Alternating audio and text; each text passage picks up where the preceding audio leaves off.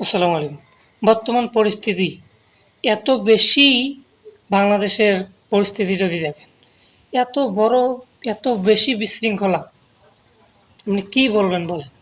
এত বেশি বিশৃঙ্খলা যেটা বলার ভাষা নেই। মানুষকে কিভাবে কুপিয়ে হত্যা করা হচ্ছে।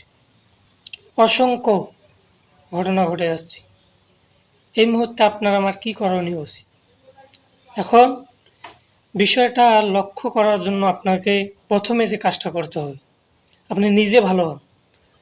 আরেকজনের দোষ দিবেন না। নিজে দোষ করার পর আরেকজনের ঘাড়ে দোষটা চাপিয়ে দেয়।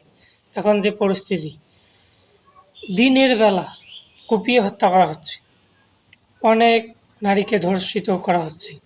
এমনকি শিশুদেরকেও। আপনার কি কমন সেন্স নাই? আপনার বিবেক নেই? আপনি কি মুসলমান না পশু? আপনি মানুষ না পশুর চাইতে খারাপ? বালহুম আদল, এরা পশুর চাইতে নিকৃষ্ট। এখন পরিস্থিতি এত খারাপ। সকলকে ভালো থাকবেন। আসসালামু আলাইকুম।